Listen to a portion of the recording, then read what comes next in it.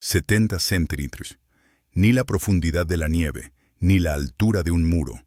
Un núcleo de lodo lacustre extraído del lecho de un pequeño lago en el sur de Groenlandia en julio de 2016.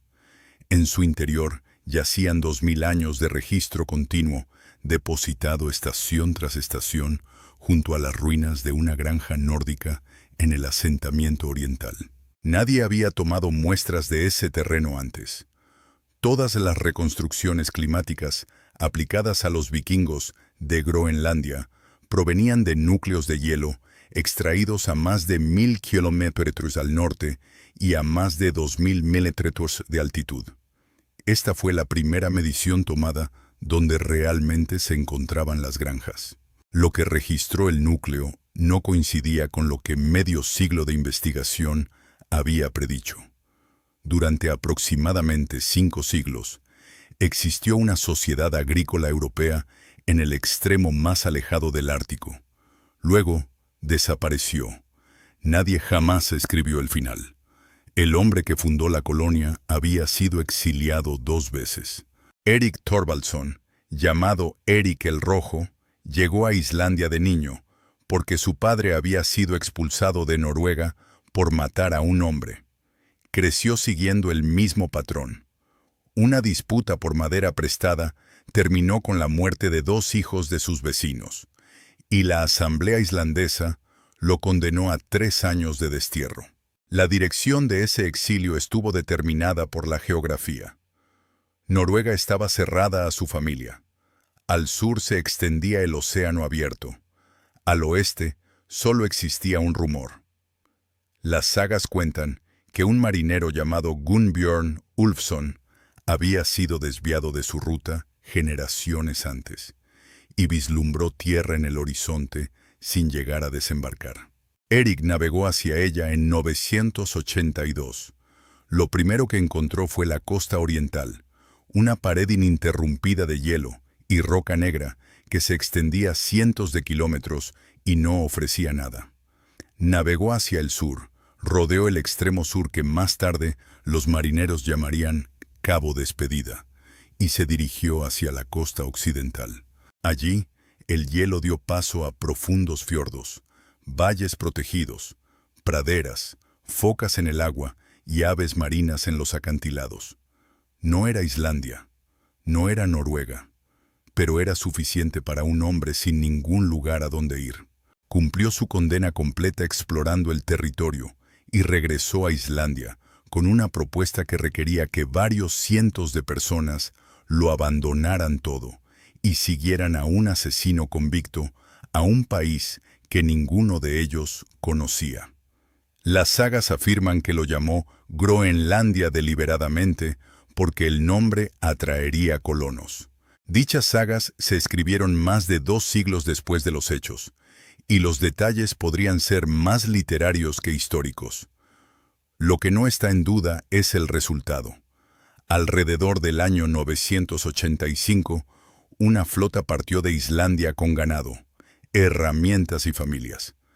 Las sagas indican que eran 25 embarcaciones, pero solo 14 completaron la travesía. Algunas regresaron. El resto se perdió. Los supervivientes establecieron 2 asentamientos a lo largo de la costa suroeste. Sus nombres son confusos. El asentamiento oriental se ubicaba en el extremo sur, cerca de lo que hoy es Qaqortoq. El asentamiento occidental se encontraba aproximadamente a 500 kilómetros al norte, cerca de la actual Nuuk. En su apogeo, ambos asentamientos contaban con unas 500 granjas en el sur y 100 en el norte, que sustentaban una población que, según las estimaciones actuales, oscila entre 2 y 3.000 personas. Erik no reclamó ningún asentamiento.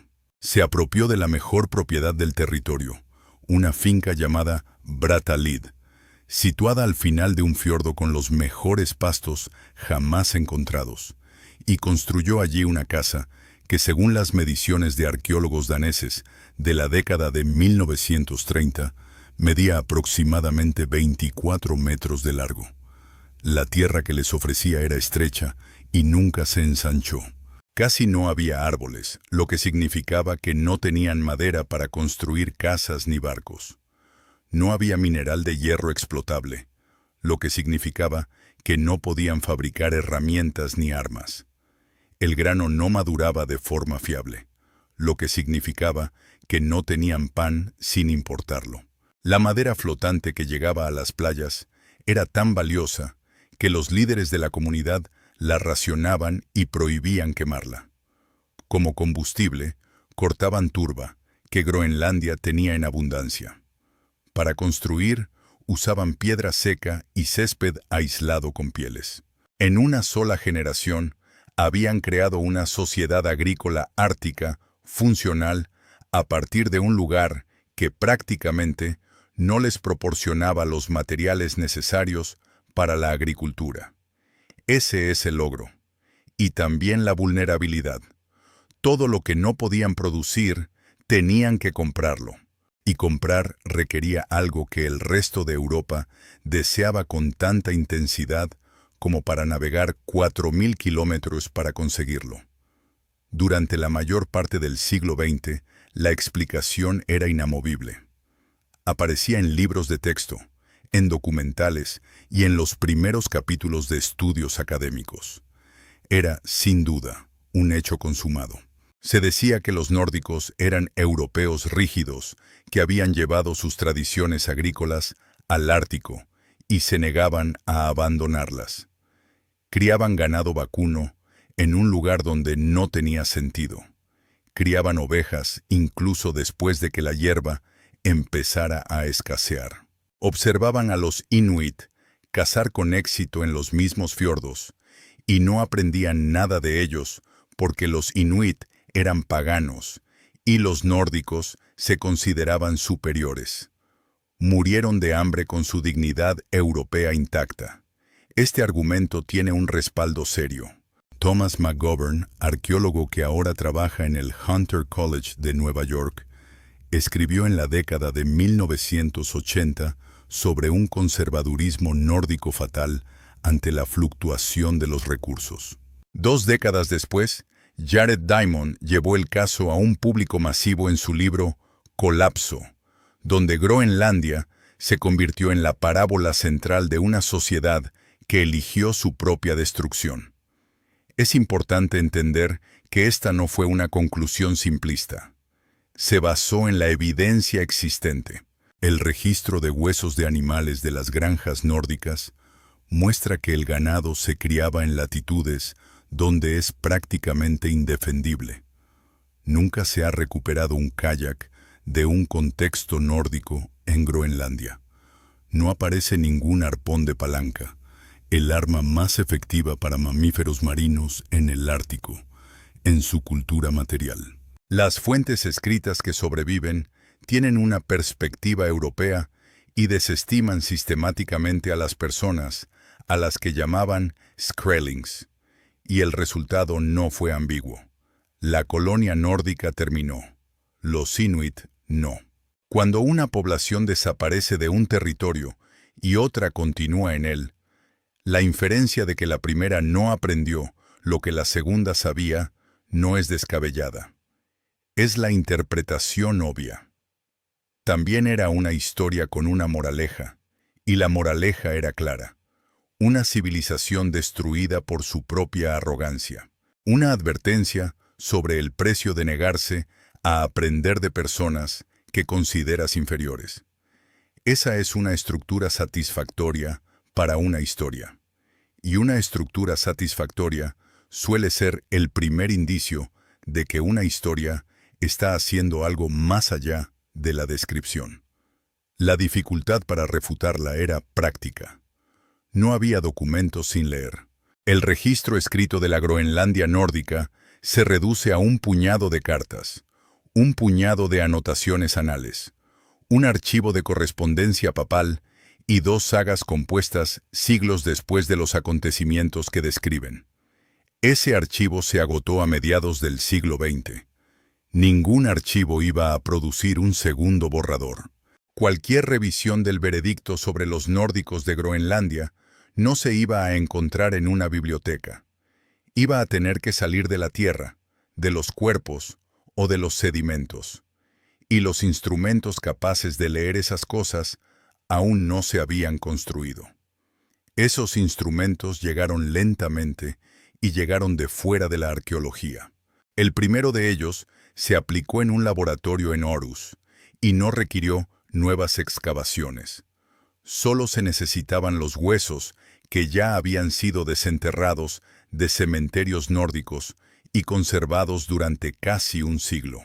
La técnica se llamaba análisis de isótopos estables y partía de la premisa de que un esqueleto humano no es simplemente una estructura, sino un registro. Cada comida que ingiere una persona deja una huella química en el tejido que desarrolla a partir de ella, y esa huella no se desvanece. Los huesos de los nórdicos de Groenlandia habían contenido la respuesta todo ese tiempo. El mecanismo es sencillo. El carbono y el nitrógeno existen en más de una forma estable, y las proporciones entre estas formas difieren notablemente entre la tierra y el mar. Una vaca criada en pastos groenlandeses y una foca capturada en un fiordo groenlandés presentan huellas diferentes. Cuando una persona ingiere cualquiera de ellas, la huella se incorpora al colágeno de su hueso y queda fijada allí permanentemente. Midiendo las proporciones en un fragmento de esqueleto, se puede determinar con bastante precisión qué proporción de la proteína de esa persona provenía del agua. En 1999, un equipo publicó precisamente esa medición para los nórdicos de Groenlandia. Jette Arneborg, del Museo Nacional de Dinamarca, junto con Jan Heinemeier, Niels Linnerup, Henrik Nielsen, Niels Rude y Arne Sveinbjørnsdottir, examinaron 27 esqueletos excavados en cementerios nórdicos que abarcan desde finales del siglo X hasta mediados del siglo XV. Los resultados se publicaron en la revista Radiocarbon. Al principio, los huesos muestran lo que predice la narrativa tradicional. Alrededor del año 1000, en la generación de Erik el Rojo, aproximadamente el 20% de la proteína de la dieta provenía del mar. El 80% provenía de la tierra. Carne de res, cordero, lácteos. La comida de una sociedad agrícola europea trasplantada al norte y que conservaba su forma. Para las últimas generaciones de la colonia, alrededor de 1450, las cifras se habían invertido. Aproximadamente el 80% de la proteína era marina, en su mayoría de foca. Las proporciones no cambiaron, se invirtieron. Esa medición se amplió en 2012 cuando Earl Nelson, Heinemeier, Linnerup, Sveinbjørnsdottir y Arneborg publicaron un análisis isotópico de 80 individuos procedentes de 7 cementerios, 5 en el asentamiento oriental y 2 en el occidental. La muestra más grande confirmó el patrón y le dio resolución en toda la colonia, en lugar de en un solo sitio. Una sociedad que se niega a adaptarse no reconstruye toda su base proteica desde cero. Eso no es lo que produce el conservadurismo. Eso es lo que produce una población bajo presión constante, generación tras generación, enseñando a sus hijos a cazar lo que sus abuelos apenas habían comido. La evidencia no está exenta de complicaciones, y es necesario mencionarlas. Los conjuntos de huesos de animales de algunas granjas excavadas, en particular el sitio conocido como la granja bajo la arena en el asentamiento occidental, muestran una creciente explotación de especies marinas, pero no un cambio de la magnitud que implican los datos isotópicos. Conciliar ambos registros es un problema activo. El planteamiento de Arneborg siempre ha sido más cuidadoso que los titulares que lo siguieron. Los nórdicos podían adaptarse, argumentó, pero había un límite a la medida en que podían adaptarse sin dejar de ser reconocibles. Su dieta se acercó a la dieta inuit. La distancia entre ambas sociedades seguía siendo demasiado grande para que los nórdicos se convirtieran en Inuit. Los isótopos demuestran el esfuerzo. No demuestran que el esfuerzo fuera suficiente. La arqueología en general cuenta la misma historia en otro idioma. El equipo para cazar mamíferos marinos aumenta en el registro de las fases posteriores. Las granjas se consolidan. Las propiedades periféricas en elevaciones más altas, más cercanas al hielo, son las primeras en abandonarse. En Koru Lord Torsuak, en el asentamiento oriental, una granja fue abandonada y degradada a una estación de pastoreo estacional, ya que el terreno, del que dependía, dejó de producir suficiente heno para mantener al ganado durante el invierno. Todo lo que los nórdicos podían cambiar, parecen haberlo cambiado. Lo que deja una pregunta que la narrativa anterior nunca tuvo que responder. Si estas personas se adaptaron continuamente durante 4 siglos, abandonando la alimentación de sus ancestros, reestructurando sus asentamientos y extendiendo la caza cada vez más lejos con cada generación, entonces algo más los mató. Algo los mató. Y el primer lugar donde buscar no era el clima, era la contabilidad. La colonia de Groenlandia sobrevivió gracias a una sola exportación, vendida a un solo socio a través de una sola ruta marítima. Cada verano, partidas de caza navegaban hacia el norte desde los asentamientos hasta los terrenos que los nórdicos llamaban Norðursetur, en las aguas que rodean la bahía de Disco. El viaje era largo y el regreso incierto. Lo que producían era la materia prima más valiosa de la Europa medieval, el marfil de Morsa. Los artesanos europeos no tenían acceso fiable a los colmillos de elefante africano, lo que convirtió a la morsa en el material de prestigio del continente.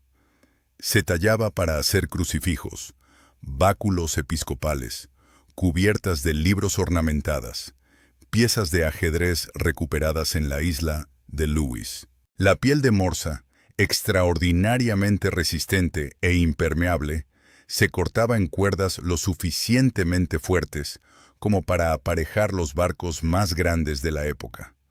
Además, los groenlandeses exportaban pieles de zorro, aceite de foca y pieles de oso polar. Los halcones gerifaltes se enviaban al sur como obsequios reales. Los colmillos de narval se vendían en un mercado donde se creía que eran cuernos de unicornio. A cambio, llegaban barcos de Bergen cargados de hierro, madera, grano, armas, vino de comunión y velas de altar. Sin estas mercancías, la colonia no podía funcionar. El impacto real del comercio de marfil en los groenlandeses permaneció invisible hasta que los investigadores comenzaron a secuenciar los residuos. En 2018, Bastian Starr, James Barrett, Agatha Gondek y Sanne Boysenkuhl publicaron un trabajo en Proceedings of the Royal Society B que por primera vez rastreó el marfil europeo medieval hasta poblaciones específicas de morsas árticas. Su material no eran las tallas terminadas, sino los rostros, las secciones del cráneo de morsa que sujetaban los colmillos durante el transporte y que se rompían y desechaban en los talleres de marfil de Trondheim, Bergen y Dublín. 2 años después, Barrett, Boysenkuhl, Catherine Knill, Tamsin O'Connell y Starr ampliaron el estudio en Quaternary Science Reviews, examinando 67 rostros datados entre los siglos XI y XV. Los especímenes tardíos difieren sistemáticamente de los tempranos. Son más pequeños. Provienen con mayor frecuencia de animales hembra. Genéticamente, pertenecen a poblaciones encontradas cada vez más al norte, a lo largo de la costa de Groenlandia. El término que Barrett utiliza para este patrón es agotamiento serial. Es la señal estándar de un recurso que está siendo cazado y perseguido hasta su próximo refugio. Hasta dónde llegaron se estableció solo recientemente. En septiembre de 2024, Emily Ruiz Puerta y sus colegas publicaron un trabajo de origen genómico en Science Advances que ubica el marfil nórdico tardío en la polinia de Northwater, el Pikialasorsuaq en el Ártico entre Groenlandia y la isla Ellesmere, y posiblemente en el interior del Ártico canadiense más allá de ella. Su modelo sitúa el viaje de salida desde el asentamiento occidental en aproximadamente 30 días de navegación. Consideremos lo que significa esa distancia. No se trataba de hombres que se negaban a cambiar sus métodos. Eran hombres que navegaban un mes hacia el norte, adentrándose en algunas de las aguas más peligrosas del hemisferio, en territorios donde los Inuit Thule y los grupos Dorset tardíos cazaban los mismos animales en las mismas temporadas.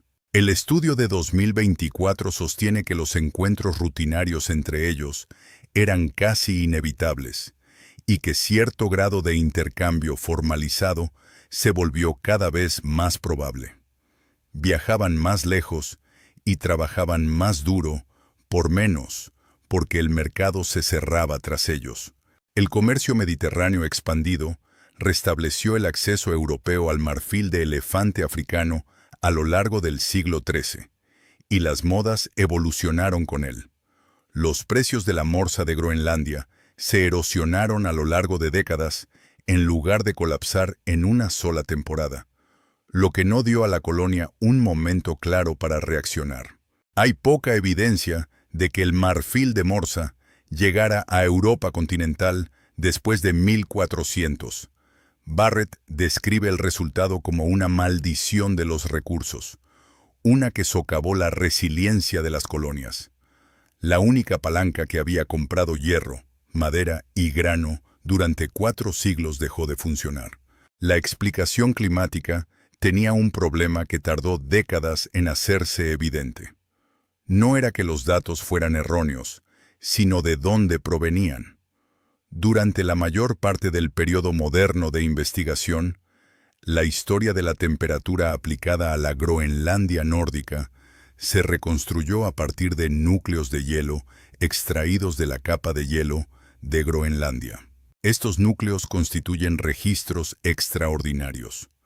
Además, se extrajeron a más de 1000 kilómetros al norte del asentamiento oriental y a más de 2000 metros de altitud. Raymond Bradley, de la Universidad de Massachusetts Amherst, señaló directamente la dificultad. Antes de este estudio, afirmó, no existían datos del emplazamiento real de los asentamientos vikingos, y eso era un problema.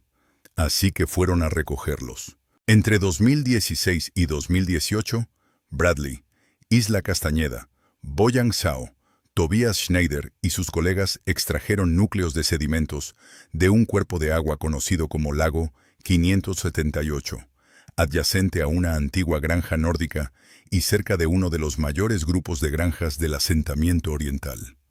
Nadie había estudiado esa ubicación con anterioridad. El núcleo recuperado medía 70 centímetros de largo y contenía 2000 años de sedimentación continua. Lo analizaron con 2 marcadores independientes. El primero es una clase de lípidos llamados GGDGT ramificados, cuya estructura molecular varía con la temperatura de forma que puede calibrarse y revertirse. El segundo proviene de la capa cerosa de las hojas de las plantas, que registra la cantidad de agua que éstas perdían por evaporación y, por lo tanto, la sequedad de las condiciones de crecimiento. Los resultados se publicaron en Science Advances en marzo de 2022. No hubo cambios sustanciales de temperatura durante el periodo de asentamiento. Lo que el núcleo registró, en cambio, fue una tendencia persistente a la sequía, que se intensificó a lo largo de los siglos de ocupación nórdica y alcanzó su punto máximo en el siglo XVI. El problema no fue el frío, sino la sequía. Para esta sociedad en particular, esto último era aún peor. En la Groenlandia nórdica, todo dependía del heno. El heno es lo que permite que el ganado sobreviva a un invierno que ningún pasto puede soportar. Menos lluvia produce menos pasto, lo que produce menos heno, lo que significa que los animales se mantienen estabulados con forraje almacenado que se agota antes de la primavera. Sobreviven menos terneros, los rebaños se reducen, la producción lechera cae, y el verano siguiente tiene que compensar un déficit que nunca fue capaz de compensar. Todas las granjas de la colonia entraron en la misma espiral acumulativa casi al mismo tiempo, y la tendencia a la sequía en el sedimento corre paralela al cambio en la dieta registrado en los huesos. Los dos registros describen la misma crisis desde extremos opuestos. La magnitud del efecto no es hipotética. La sequía en el sur de Groenlandia en 2008 redujo los rendimientos de heno a la mitad. Siguieron más veranos de sequía en 2010, 2011, 2012, 2015 y 2019. Los agricultores groenlandeses modernos responden importando forraje. Esa opción no existía en el siglo XV. Hay una segunda reversión paralela a esto. En 2015, Nicholas Young, Abriel Schweinsberg, Jason Briner y Jörg Schaefer publicaron la datación cosmogénica de los cantos rodados dejados por los glaciares que avanzaban en el suroeste de Groenlandia y en la isla de Baffin. Sus resultados sitúan esos glaciares en su máxima extensión, o cerca de ella, durante el periodo de asentamiento nórdico. El periodo cálido medieval en Groenlandia no fue cálido, lo que desmantela la estructura de la historia. Los nórdicos no llegaron en un periodo templado y no se percataron de que se cerraba tras ellos. Llegaron a un lugar ya frío, ya marginal, ya cerca del límite de lo que la agricultura podía sostener. Y luego, a lo largo de 400 años, el clima se volvió más seco. Sao ha sido explícito al afirmar que la sequía nunca fue la única causa. Fue el movimiento del terreno subyacente. Mientras los pastos se secaban, el mar los inundaba.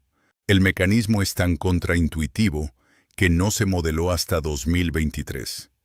En ese año, Marisa Borrigan, entonces candidata a doctora en Harvard, publicó un trabajo en las actas de la Academia Nacional de Ciencias con Konstantin Latichev, Sophie Coulson, Evelyn Powell, Jerry Mitrovica, Glenn Milne y Richard Daly. Su tema de estudio era el ajuste isostático glacial, la forma en que la superficie de la Tierra y la del océano responden al crecimiento y la pérdida de hielo. Una capa de hielo que avanza produce dos efectos en la costa adyacente. Su masa ejerce una atracción gravitatoria sobre el agua circundante, atrayendo el mar hacia sí. Su peso presiona la corteza terrestre subyacente y la Tierra se hunde. Borrigan describió esta combinación como un doble golpe. El suelo se hunde mientras el agua sube. El nivel del mar aumenta no a pesar del crecimiento del hielo, sino a causa de él. Aplicado al suroeste de Groenlandia, con una resolución aproximada de 1 km y comparado con el mapa arqueológico, el modelo produjo cifras difíciles de comprender. Durante el periodo de ocupación nórdica, el nivel del mar en la región de asentamiento aumentó hasta 3,36 metros, a un ritmo de 2 a 6 veces superior al del aumento del nivel del mar en el siglo XX. Alrededor de 204 kilómetros de terreno costero se vieron afectados. Las líneas de costa retrocedieron cientos de metros. El 75% de los yacimientos nórdicos conocidos en la región se encuentran a menos de 1 kilómetro de una zona inundable. En Bratalid, la finca de Eric, las primeras estimaciones situaban la pérdida de tierras en unas 50 hectáreas. La tierra que se inundó era la mejor que poseían, un terreno llano, fértil y bajo en la cabecera de los fiordos. Allí pastaba el ganado desde hacía 400 años. Los pastos del interior se estaban secando. Los pastos costeros se estaban inundando.